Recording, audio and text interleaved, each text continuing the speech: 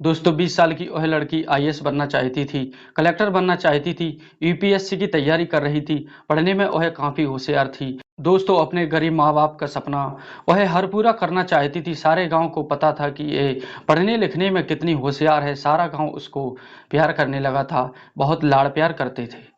और उसे सपोर्ट करते थे। माँ-बाप भी दिन-रात मेहनत करते थे कि अपनी बेटी को आईएएस अफ़सर बनाने के लिए। लेकिन 10 जनवरी 2022 की वह दोपहर 12:30 बजे की बात है। उस लड़की की छोटी बहन जब घर से आकर के पहुँचती है तो क्या देखती है कि उसकी बड़ी बहन वही लड़की आईएएस अफ़सर बनने वाली थी। वह घर के आँगन में निर्वस्त्र अवस्था में पड़ी हुई थी। उसके शरीर पर एक भी कपड़ा नहीं था, एक भी वस्त्र नहीं थे। दोस्तों वह बेहोशी की हालत में खून से लथपथ था उसका पूरा शरीर। दोस्तों क्या हुआ था उस बच्ची के साथ? जिस बच्ची को सारा गांव प्यार करता था उसके साथ किसने इस दरिंदगी भरी घटना को अंजाम दिया था? दोस्तों आप भी किसी बेटी के पिता हैं, किसी बहन के भाई हैं और इस कहानी में अगर यहाँ तक आ गए हैं तो कहानी को अधूरा छोड़कर मत जाइए। इस कहानी को पूरा सुन कर के आपके होश उड़ जाएंगे कि यह किसी की बेटी के साथ ऐसा भी हो सकता है। सावधानी ही सुरक्षा होती है। दोस्तों और यह कहानी आज आपको एक ऐसा सबक देकर के जाने वाली है। आज मेरी यह कहानी आपकी आंखें खोल देने वाली है दोस्तों। यह घटना है उत्तर प्रदेश का एक जिला पड़ता है उन्ना। उन्ना जिले की सिटी कोतवाली थाना क्षेत्र में एक इलाका पड़ता है। हसनपुर में रहने वाला एक हंसता खेलता परिवार। दोस्तों मैं उस परिवार के सदस्यों का किसी का नाम नहीं लूँगा। दोस्तों हसनपुर का एक हँसता खेलता परिवार में एक व्यक्ति, उसकी पत्नी और 2 बेटियाँ। बड़ी बेटी बीएससी सेकंड ईयर की छात्रा थी और आईएएस एग्जाम्स की यूपीएससी की तैयारी कर रही थी। गरीब परिस्थिति की वजह से उसके जो माँ-बाप थे दिन-रात मेहनत करते थे। दोनों प्राइवेट जॉब किया करते थे और दिन-रात मेहनत करते थे। अपनी बेटी को उस मुकाम पर पहुँचाना चाहते थे।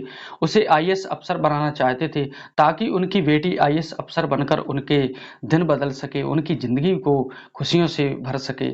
दोस्तों लेकिन भगवान को कुछ और ही मंजूर था और इसी के चलते हुए वह अपनी बेटी की पढ़ाई में कोई रुकावट ना आए, इसलिए वह उसके पिताजी दोस्तों जिससे उसने यूपीएससी की महँगी-महँगी किताबें अपनी बेटी के लिए ला कर के दी थी, साथ ही ला कर के दिया था एक स्मार्टफ़ोन ताकि वो आज के दौर में इंटरनेट के दौर में अच्छी तरह से पढ़ सके, अच्छी तरह से चीज़ों को समझ सके। दोस्तों उसके पास कोचिंग के लिए अपनी बेटी के लिए पैसे नहीं थे। उस लड़की में इतना हौसला होता है कि वह घर से ही आईएएस एग्ज़ाम की तैयारी कर रही थी दोस्तों और वह घर पर अपने माता-पिता का भी वह पूरा सपोर्ट करती थी। दोस्तों और उसके माता-पिता भी उस लड़की को पूरा सपोर्ट किया करते थे। उसके लिए किताबें लाते, उसके लिए एक फ़ोन भी ला कर के दिया था, जिससे कि वह बेटी पढ़ाई करती थी। दोस्तों 10 नवंबर 2022 की वह दोपहर की बात है। दोस्तों माँ-बाप अपने काम के लिए चले जाते हैं और उनकी वह छोटी लड़की होती है, वह स्कूल के लिए चली जाती है, जो कि 9वीं कक्षा की छात्र थी। और अब जो 9वीं की छात्र दोपहर के 12:30 बजे स्कूल से घर के लिए लौटती है तो घर में आकर के मुख्य द्वार तो बंद पाती है। काफ़ी खटखटाने के बाद, आवाज़ लगाने के बाद भी अब दरवाज़ा नहीं खुलता है। घर के पीछे के दरवाजे कोई और आती है तो वह पीछे के दरवाज़ा उसे खुला नज़र आता है। दोस्तों घर पर उसे कुछ समझ नहीं आ रहा था। जैसे ही वह अंदर जाती है, दोस्तों घर के सामने जाकर के आँगन में देखती है और पहुँचती है तो उसकी चीखें निकल जाती है, क्योंकि उसकी बड़ी बहन बड़ी होनहार छात्रा थी। वह इस वक़्त पूर्ण नग्न अवस्था में, उसके शरीर पर एक भी कपड़ा नहीं था, एक भी वस्त्र नहीं था, आँगन में पड़ी हुई थी। दोस्तों और उसका पूरा शरीर खून से लथपथ था इस वक़्त और उस शरीर से ही नहीं, पूरे आँगन में खून फैला हुआ था। दोस्तों छोटी बच्ची इस दृश्य को देख कर के घबरा जाती है और चीखने लगती है, चिल्लाने लगती है और चीखते हुए वह बाहर की ओर भागती है। बच्ची की चीख-पुकार सुन कर के आस-पड़ोस के सारे लोग वहाँ पर आकर के जमा हो जाते हैं और जब उस बच्ची से पूछते हैं तो बच्ची रो रही होती है। सब लोग जब अंदर जाकर देखते हैं तो उस दृश्य को देख कर के उनका दिल दहल जाता है। दोस्तों तभी एक महिला आकर के उसे कपड़ा दिखाई देता है तो वह लड़की के शरीर पर वह कपड़ा डाल देती है। दोस्तों उसके माता-पिता को यह घटना का पता चलता है तो वह रोते-बिलखते हुए वहाँ पर आते हैं। दोस्तों तभी किसी ने पुलिस को भी सूचना कर दी थी। पुलिस भी वहाँ पर आ जाती है घटना स्थल पर पहुँचने के बाद। दोस्तों पुलिस को यह गैंग रेप का मामला समझ में आ रहा था। पुलिस जो है वहाँ मौके वारदात वह सबूत को जुटाने लगती है। दोस्तों फोरेंसिक टीम को भी बुलाया जाता है, डॉग स्क्वाड को भी बुलाया जाता है, लेकिन डॉग स्क्वाड को भी ज़्यादा कुछ काम नहीं कर पाता है, क्योंकि वह बाहर तक जाता है उसके बाद डॉग स्क्वाड कुछ काम नहीं समझ आता है।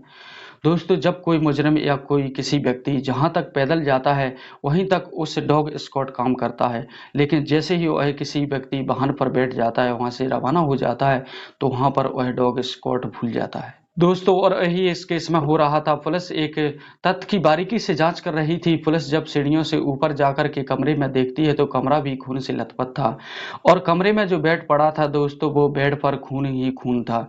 उस लड़की की बॉडी को पोस्टमार्टम के लिए भेज दिया जाता है, और उसके बाद जब बॉडी वापस आती है, गांव के लोग होते हैं वह उनकी अंतिम संस्कार करने के लिए नहीं देते हैं, क्योंकि जनता में इतना रोष था कि वो कातिल को पकड़ने के लिए, मुजरिम को पकड़ने के लिए वह जिद पर अड़े हुए थे, और इसी वजह से बच्ची का अंतिम संस्कार नहीं कर रहे थे। बड़ी मुश्किल से पुलिस वालों ने कहा कि हम आपकी पूरी मदद करेंगे, आप इस लड़की का अंतिम संस्कार करने दीजिए। दोस्तों पुलिस वाले गांव के लोगों को आश्वासन देते हैं कि जल्द ही हम मुजरिम को पकड़ लेंगे। दोस्तों जब उसकी रिपोर्ट में पता चलता है उस लड़की के साथ संबंध बनाए गए थे, शारीरिक संबंध, उसके गुप्तांग से भी बहुत रक्त बह रहा था, उस रक्त बहने की वजह से उसकी मौत हो गई है। दोस्तों अभी तक पुलिस वालों को कोई सबूत नहीं मिला था। लड़की का जो स्मार्टफोन था वो ऊपर के कमरे में ही बरामद हुआ था। पुलिस जब उस फोन की तलाशी लेती है तो तलाशी लेने छानबीन करने के बाद एक ऐसी घटना सामने आती है जिसको सुन करके आपके होश उड़ जाएंगे। आप ध्यान से सुनिए इस कहानी को। एक ऐसा नंबर निकल के आता है जिससे वो लड़की हमेशा चैट किया करती थी, उस नंबर से उसको बात किया करती थी, और अधिक जांच पड़ताल करने के बाद वह नंबर जो होता है, वह नंबर निकल के आता है। वही एक क्षेत्र पड़ता है मागी। मागी का एक गांव पड़ता है रावतपुर, और रावतपुर का एक रहने वाला लड़का जिसका नाम था रामबरण। दोस्तों उस लड़के की उम्र 22 साल होती है, और वह भी बीएससी थर्ड ईयर का छात्र था। दोस्तों पुलिस का एक दल तुरंत रवाना होता है और जाकर के उस लड़के को पकड़ के गिरफ्तार कर लिया जाता है। दोस्तों गिरफ्तार करके उसे थाने लाया जाता है, और उससे थाने में पूछताछ की जाती है, और सबसे पहले वो बातें बनाने लगता है, पुलिस को गुमराह करने की कोशिश करता है। लेकिन जब पुलिस अपनी शक्ति पर उतर आती है तो वह लड़का टूट जाता है। तब वह इस घटना को सुनाता है। दोस्तों वह लड़का इस घटना को बताता है तो दोस्तों वो सुन करके आपके रोंगटे खड़े हो जाएंगे। इस कहानी को लास्ट तक जरूर सुनना। वो लड़का बताता है कि बीएससी थर्ड ईयर का छात्र हूँ, ट्यूशन लेता हूँ कुछ अपना रोजमर्रा का खर्चा चलाने के लिए। और जो लड़की थी 2 साल पहले जब इसके पिता ने फोन दिलाया था उसकी पढ़ाई के लिए, तो वह खाली टाइम में उससे चैट कर लिया करता था और उससे बातें भी किया करता था। वह लड़की भी उससे फोन पर बातें करती थी, इसलिए दोनों में दोस्ती हो जाती है। एक दूसरे से जुड़ जाते हैं, दोनों एक दूसरे से सवाल जवाब करते हैं, दूसरे की मदद किया करते हैं। इसी प्रकार दोनों के बीच में दोस्ती हो जाती है। दोस्तों अब कहानी का एक और मोड़ शुरू होता है। इसी प्रकार से वो दिन था 10 नवंबर 2022। इस लड़के ने उस लड़की के लिए फोन लगाया और दोनों बातें करने लगते हैं। जब यह लड़का कहता है कि क्या कर रही हो, उधर वो लड़की कहती है कि कुछ नहीं, बस घर पर हूँ, लेटी हूँ, तबीयत कुछ ठीक नहीं लग रही है, माँ बाप काम के लिए बाहर गए हैं, बहन स्कूल गई है। तो उसके बाद जो रामबरण होता है, वह लड़का कहता है कि मैं तुमसे मिलने आता हूँ, पर वो लड़की कहती कि नहीं, घर पर नहीं, कोई जरूरत नहीं है, मेरी बहन स्कूल से आ जाएगी और तुम्हें यहाँ देख लेगी तो सब गड़बड़ हो जाएगी, इसलिए फोन पर ही ठीक है, जो बात करना है फोन पर ही कर लो। लेकिन वो लड़का जो होता है मानता नहीं है, फोन रखता है और जल्दी ही निकल पड़ता है। अपने गांव से उसे आने जाने के रास्ते में उसे एक मेडिकल स्टोर नजर आता है। दोस्तों वो लड़का मेडिकल स्टोर से वह लड़का गोली दवाइयां लेते हुए उस लड़की के घर पहुंच जाता है। लड़की उस लड़के को अचानक अपने घर आते हुए देखकर वह अचंभित हो जाती है, लेकिन वह दोस्त थे, वह ऊपर बुला लेती है, कमरे में दोनों बैठते हैं। उसके बाद वह लड़की जो होती है इसे पानी ला करके देती है। वह अपनी जेब से वह टैबलेट निकालता है और 2 टैबलेट खा करके वह पानी पी लेता है और रेफर को वहीं पर फेंक देता है। तब लड़की पूछती है कि तुम्हें क्या दिक्कत है, तुमने क्या खाया है, किस चीज की तुमने टैबलेट खाई है, तबीयत तो तुम्हारी ठीक है। तो वह लड़का कहता है कि नहीं नहीं, ऐसी कोई बात नहीं है। लड़की को शक हो जाता है तो वह लड़की उस रेफर को उठा करके देखती है तो वह समझ जाती है। दोस्तों वो टैबलेट होती है शक्तिवर्धक, जो पावर बढ़ाने की टैबलेट होती है। वह लड़की समझ जाती है इस लड़के के इरादे ठीक नहीं है, उसे वहां से जाने के लिए कहने लगती है। लेकिन वो लड़का जाने के लिए तैयार नहीं था, वो उससे फोर्सफुली उसके ऊपर हावी होने लगता है, वह उसको बातों में फंसाने लगता है। दोस्तों वह बहुत प्रकार की कोशिश करने लगता है, लड़की मना करती है और वह लड़का उस पर प्रेशर डालता है, लेकिन अंत में लड़की का हौसला टूट जाता है दोस्तों, क्योंकि वह लड़की वही उस लड़के के दिल उस लड़के के लिए रिस्पेक्ट थी। दोस्तों लड़की के भी कदम बहक जाते हैं और अपने आप को रोक नहीं पाती है, उसके सामने आत्मसमर्पण कर देती है। उसके बाद दोनों बेड पर चले जाते हैं और लड़का एक एक करके उस लड़की के सारे वस्त्र उतार देता है और उसके बाद उस लड़की के साथ संबंध बनाने लगता है। दोस्तों कुछ देर बाद लड़की को तकलीफ होने लगती है, उससे कहती है कि मुझे तकलीफ हो रही है, रुक जाओ, लेकिन वह लड़का कहता है कि कुछ देर बाद, थोड़ी ही देर पहले तकलीफ होगी, लेकिन फिर बाद में नहीं होगी। वह बारी-बारी से लड़की के साथ संबंध बनाने लगता है दोस्तों, लेकिन इधर जो लड़की की तकलीफ थी दोस्तों वो बढ़ती जा रही थी। बार-बार उसे मना कर रही थी, लेकिन वो लड़का मान नहीं रहा था। वह लड़की देखती है कि उसके शरीर से बहुत खून निकलने लगता है, तो वह रुकता नहीं है दोस्तों, क्योंकि उसने टेबलेट खाई थी। उसका असर उसके साथ उसे हैवान बना रहा था।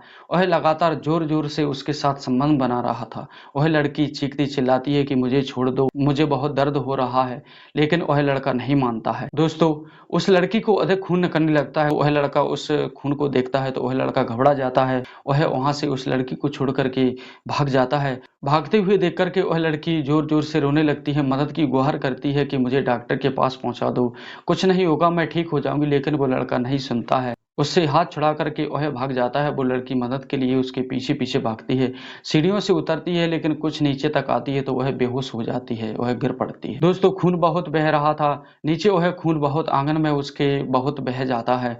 तब वह लड़की बेहोश हो जाती है और बेहोश होने के बाद, अधिक खून बहने के बाद वह लड़की की मौत हो जाती है। अपने हवस के चक्कर में वह लड़का उस लड़की की जान ले लेता है। दोस्तों अब उसके माता-पिता को उस मासूम से कितनी उम्मीद जुड़ी हुई थी। दोस्तों उस लड़के ने अपनी हवस बुझाने के लिए उसकी हत्या कर दी थी। दोस्तों उस लड़के के साथ उसकी कार्रवाई की जाती है, 376 की धारा लगाकर उस लड़के को जेल भेज दिया जाता है। दोस्तों यह घटना सुनाने का मतलब किसी के दिल को आहत करना नहीं है, बल्कि आपको जागरूक करना है। दोस्तों मिलता हूँ अगली वीडियो में, तब तक के लिए खुश रहिए, खुशियाँ बाँटते रहिए और दोस्तों कमेंट में अपनी राय ज़रूर देना। जय हिंद, जय भारत।